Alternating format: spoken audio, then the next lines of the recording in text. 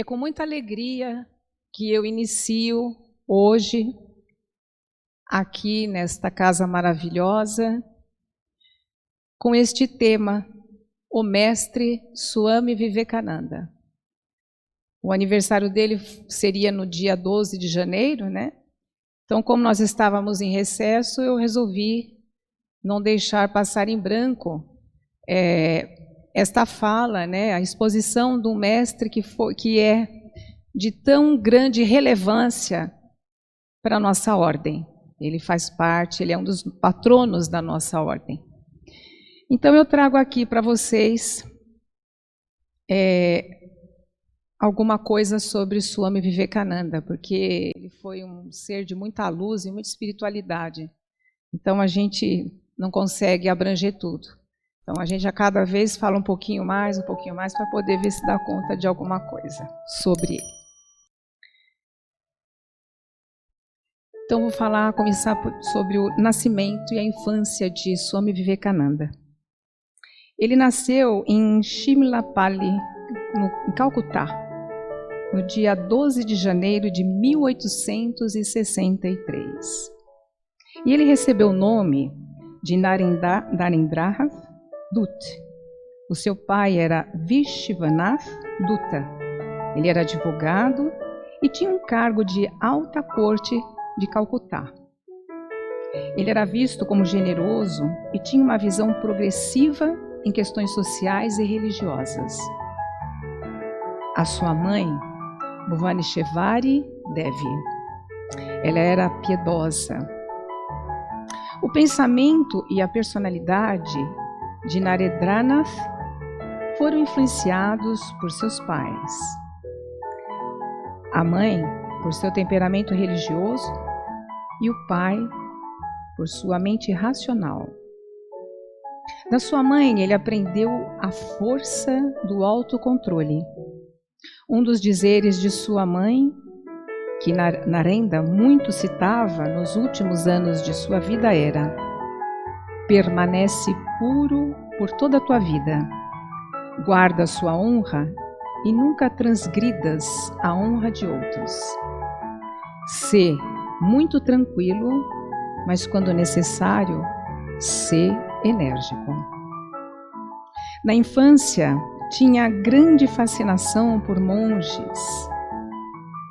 Narendranath tinha saberes variados, uma ampla gama de conhecimentos em filosofia, religião, história, ciências sociais, entre outros temas.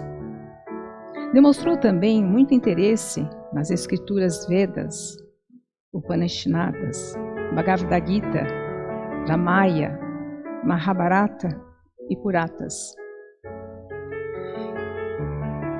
Era também, versado em música clássica, tanto vocal como instrumental. Desde a infância, teve grande interesse em esportes, exercícios físicos e outras atividades organizacionais. Quando em 1877 o seu pai mudou-se para Raipur por 2 anos, Narendranath deslocou-se para lá com a sua família. Nessa época, não havia boas escolas em Raipur, e ele passou então o seu tempo junto ao seu pai, ocasião em que puderam discutir assuntos espirituais. Narendranath aprendeu em Hindi, em Raipur, e pela primeira vez, a questão sobre a existência de Deus surgiu em sua mente. É disso que, nesse período de sua vida, ele teve uma experiência de êxtase espiritual.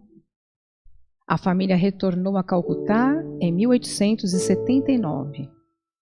Acredita-se, no entanto, que aqueles foram os 2 anos decisivos em sua vida.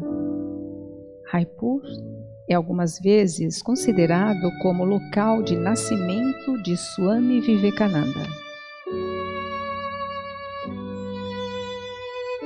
Narendranath começou a sua educação em casa e mais tarde, em 1871, ele integrou à Metropolitan Institution de Ishvar Chandra Vidyasgar. Em 1879, passou no exame para o President's College de Calcutá, ficando por um curto período e logo depois mudando-se para a General Assembly's Institution. Durante o curso, ele estudou lógica e filosofia ocidental, além de história das nações europeias. Em 1881, passou no exame de Fine Arts, ingressando em seu bacharelado. Em 1884, ele foi graduado como bacharel de artes. Narendranath estudou os escritos de David Hume, Immanuel Kant, Johann Goethe, Baruch Spinoza, George Hegel, Arthur Schopenhauer, Auguste Comte, Herbert Spencer, John Stuart Mill e Charles Darwin. Narendranath tornou fascinado com o evolucionismo de Herbert Spencer e traduziu seu livro On Education para o Bengali. De acordo com seus professores, o estudante Narendranath era um prodígio.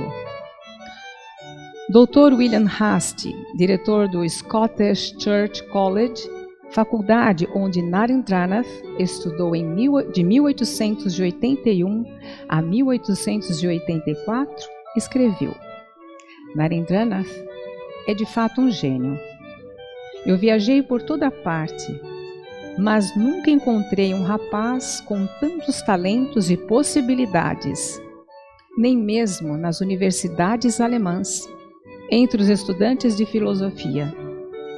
Ele era tido como um Strudva, alguém que possui uma memória prodigiosa. Narendranath tornou-se membro de um grupo que se originou de uma dissidência com o Brahmo Samaj, que é um influente movimento religioso na Índia. Suas crenças iniciais foram modeladas pelos conceitos do Brahmo Samaj, que incluíam a crença em um Deus sem forma e a desaprovação da adoração de ídolos religiosos. Não satisfeito com seu conhecimento filosófico, ele se indagava se Deus e religião poderiam fazer parte das experiências de crescimento do homem e serem profundamente internalizadas. Narendranath começou a perguntar às pessoas eminentes de Calcutá se essas haviam visto Deus face a face. Com nenhuma dessas conseguiu respostas que satisfizessem a sua profunda inquietação a respeito do tema. Narendranath tomou conhecimento de Ramakrishna em uma aula de literatura na General Assembly Institution, quando ouviu o reverendo Hastie abordando um poema de William Wordsworth chamado The Excursion, a excursão, falando sobre a natureza mística do poeta. Enquanto explicava a palavra transe no poema, Hastie disse a seus estudantes que se estes desejavam conhecer o seu real significado, deveriam ir a Ramakrishna. E isto instigou alguns de seus estudantes, incluindo Narendranath, a visitar Ramakrishna. O seu encontro com Ramakrishna, em novembro de 1881, mostrou-se um momento decisivo em sua vida. Sobre este dia, Narendranath relatou: ele, Ramakrishna, parecia um homem comum, sem nada de extraordinário. Usava a mais simples linguagem e pensei: Pode este homem ser um grande professor? Fui em sua direção e perguntei-lhe a questão que estivera fazendo a outros por toda a minha vida. Senhor, é possível ver Deus? Sim, pode-se ver Deus assim como vejo você, só que muito mais intensamente. Isto me impressionou de imediato. Comecei a visitar aquele homem dia após dia e, de fato, vi que religião poderia ser obtida diretamente. Um toque, um olhar pode mudar toda uma vida. Ramakrishna como seu guru, ele teve Ramakrishna como seu guru e tinha se colocado contra suas ideias. Ele foi atraído por sua personalidade e o visitava frequentemente. Inicialmente olhava para os seus êxtases e visões como mera imaginação, como mera alucinação.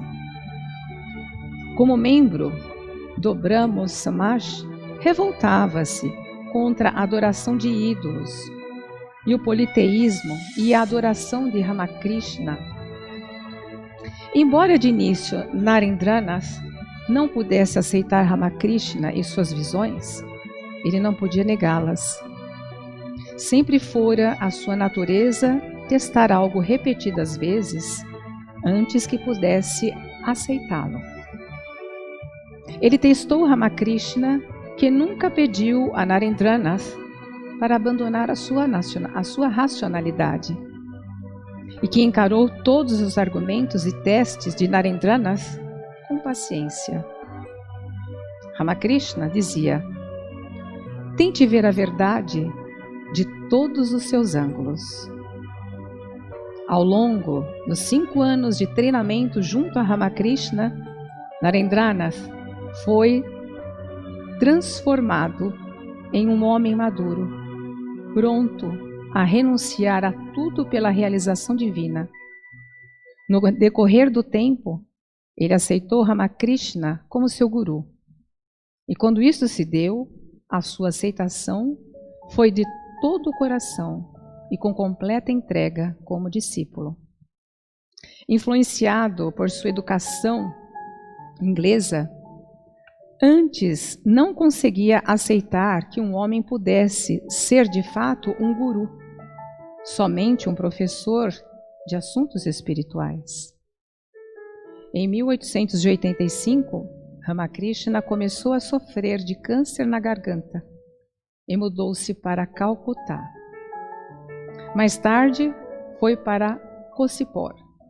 Vivekananda e seus irmãos discípulos cuidaram de Ramakrishna.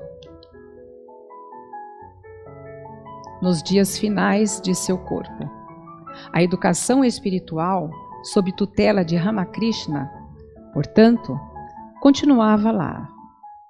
Nos últimos dias de Ramakrishna, Vivekananda e alguns outros discípulos receberam a roupa ocre, a característica dos monges hindus, e vieram a formar a primeira ordem monástica de Ramakrishna.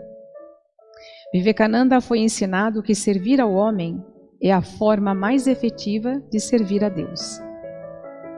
Relata-se que quando Vivekananda duvidou de fato de Ramakrishna ser um avatar, este teria lhe dito: aquele que foi Rama, aquele que foi Krishna, ele mesmo agora é Ramakrishna, neste corpo.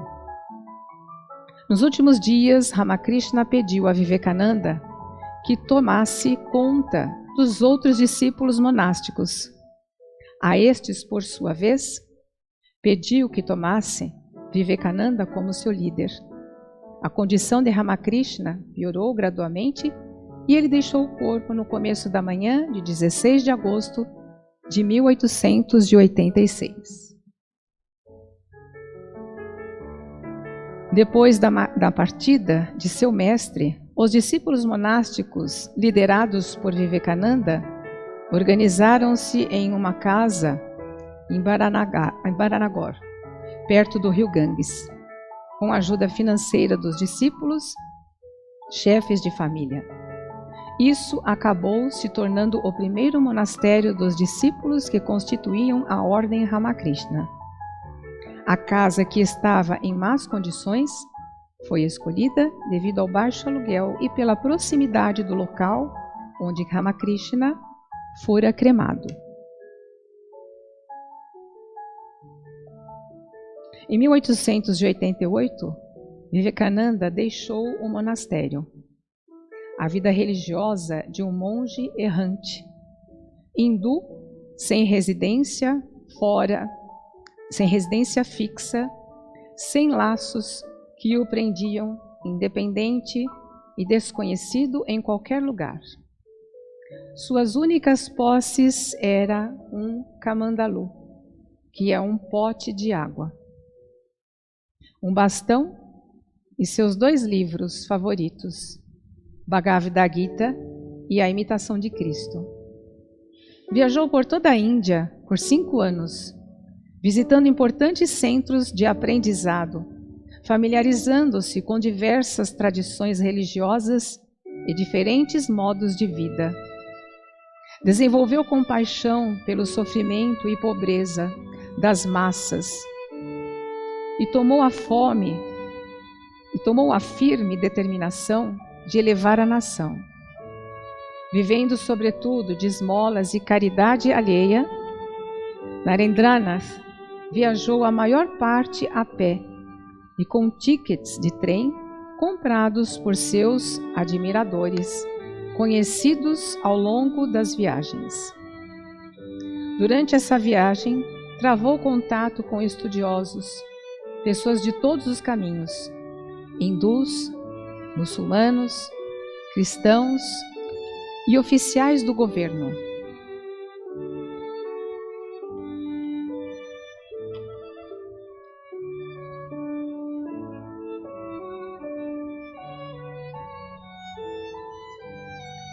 A sua jornada para a América levou primeiro para a China, Canadá e depois a Chicago em julho de 1893. Mas, para o seu desapontamento, ficou sabendo que ninguém sem credenciais de uma organização de renome poderia ser aceito como um representante. Ele entrou em contato com o professor John Henry Wright, da Universidade de Harvard. Depois de convidá-lo a falar na Harvard e saber dele que não tinha credenciais para falar no parlamento, Wright disse: "Pedir a você credenciais é como pedir ao sol para expressar o seu direito de brilhar."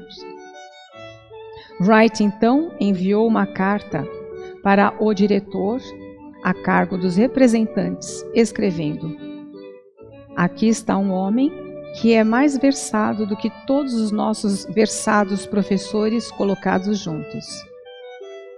Sobre o professor Vivekananda, ele escreveu: "Ele incitou-me à necessidade de ir ao parlamento das religiões, o qual, ele pensou, poderia dar uma introdução à nação indiana." O Parlamento das Religiões teve a sua abertura no dia 11 de setembro de 1893, no Art Institute of Chicago. Neste dia, Vivekananda fez a sua primeira e curta fala. Ele representava a Índia e o hinduísmo. Apesar de inicialmente nervoso, ele se curvou a Saravath, a deusa da sabedoria, e começou a sua fala com irmãs e irmãos da América. Com essas palavras, foi ovacionado de pé por uma plateia de 7.000 pessoas, por 2 minutos inteiros. Quando o silêncio foi restaurado, ele iniciou o seu discurso. Saudou a mais jovem das nações em nome da mais antiga ordem de monges do mundo, a ordem védica dos Ramars, uma religião que ensinou ao mundo a tolerância e a aceitação universal. Citou 2 passagens ilustrativas a este respeito presentes no Bhagavad Gita.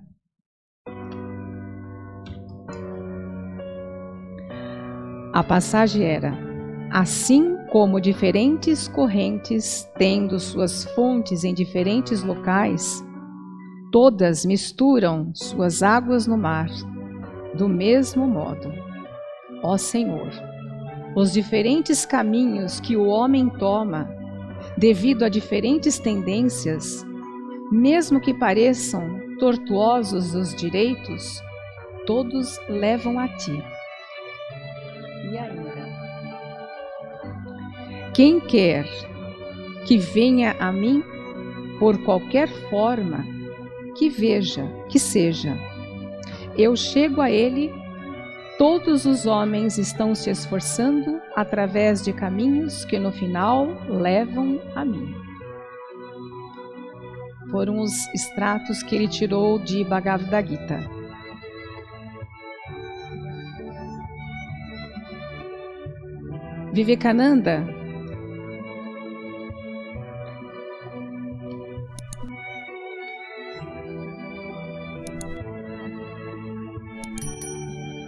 Vivekananda passou alguns dias no Adwait Ashvara, em Mayat, e mais tarde em Belur Math.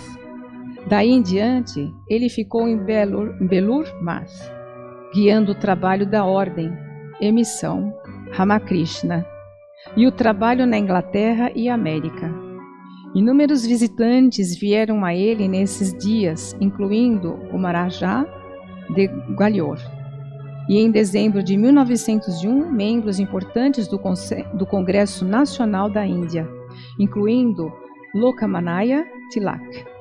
Neste mesmo mês, ele foi convidado a participar do Congresso das Religiões no Japão. No entanto, a sua saúde, debilitada, tornou isto impossível. Ele fez peregrinações a Bodhgaya e Varanasi em uma data próxima aos últimos dias do seu corpo. Suas viagens, agitados compromissos que incluíam conferências, discussões privadas e correspondências, prejudicaram a sua saúde física. Poucos dias antes da morte de seu corpo, ele foi visto estudando o almanaque. 3 dias antes da sua morte, ele apontou o local para sua cremação, um local em que posteriormente foi construído um templo em sua memória. Ele comentou a diversas pessoas que não chegaria aos 40 anos. No dia em que deixou o corpo, Swami Vivekananda estava gozando de plena saúde e disposição. Ele meditou durante 3 horas de manhã. Tomou a sua primeira refeição com os outros, deu aula de sânscrito aos noviços. Depois do almoço, realizou uma caminhada com Vami Premana, um irmão discípulo, e deu a ele instruções para o futuro da ordem Ramakrishna. Vivekananda deixou o corpo às 21h10 do dia 4 de julho de 1902. Então, ele tinha esse nome na Nerandas, né? Era o nome dele de batismo. E o Swami Vivekananda veio por conta do monastério que ele seguiu, né? De Ramakrishna, que foi que ele não queria ter um guru, porque ele não acreditava nisso, né? A religião e os conceitos dele, ele acreditava que todos somos autônomos, mas ele viu que não tratava-se de um guru, e sim de um orientador, né, que pudesse ir esclarecendo, iluminando os seus caminhos. Eu trouxe também algumas frases dele que eu achei muito úteis para nós. Eu vou passar aqui. Essa frase diz o seguinte, né? Manifeste a divindade interior e tudo será harmoniosamente arranjado ao seu redor. Então, quando você está em paz consigo mesmo, tudo está em paz ao seu redor. Quando você está em desarmonia consigo mesmo, tudo se desarmoniza ao seu redor. E você não consegue realizar nada. Eu achei muito útil essa frase. Toda expansão é vida. Toda contração é morte. Todo amor é expansão. Todo egoísmo é contração. Aquele que ama, vive, enquanto aquele que é egoísta está morrendo. Então nós temos que ser pessoas vivas, né? Pessoas alegres, pessoas que têm amor dentro do coração, não pessoas que estão com rancor, com desconfiança, com egoísmo. Isso não é vida, né? Para que você seja feliz consigo mesmo, você precisa pensar nisso, é para refletir. Somos o que nossos pensamentos fizeram de nós. Portanto, tome cuidado com o que você pensa. As palavras são secundárias. Os pensamentos vivem. Eles viajam longe. Então a gente tem que tomar muito cuidado com os nossos pensamentos, né? Não estar sempre pensando negativo. Tudo que você vê, mas isso não é assim não. Né? Então você está vendo uma coisa de um jeito, mas você já está vendo um negativo atrás daquilo. Isso aí é muito perigoso. É perigoso para nós. Porque isso tudo fica conosco na nossa energia, né? Então a nossa energia fica muito poluída. Então, temos mais um. Escolha uma ideia e faça dessa ideia a sua vida. Pense nela, sonhe com ela e viva pensando nela. Deixe cérebro, músculos, nervos, todas as partes do seu corpo serem preenchidos com essa ideia. Esse é o caminho do sucesso. Então isso nada mais é que você ter um foco na vida, né? É você ter sempre aquele foco e não deixar nada tirar você do teu foco. Porque quando você tem um foco, mas você não prioriza aquilo o tempo todo, os reveses da vida tiram você do foco e você acaba não tendo mais foco nenhum. E você fica jogado ao vento. Então, isso nada mais é que você ter um foco na vida e seguir sempre aquilo com determinação. Por mais difícil que esteja para você, nunca desista. Então, meus irmãos, esta era a mensagem que eu tinha que dar para vocês, ou melhor, é uma singela homenagem, muito pequena, porque Swami Vivekananda tem muitas coisas, né? Então eu tentei resumir um pouquinho para que a gente pudesse não passar em branco esta data tão importante para o círculo esotérico da comunhão do pensamento, que tem como um de seus patronos um homem tão importante e tão iluminado como Swami Vivekananda. Paz com todos, assim seja.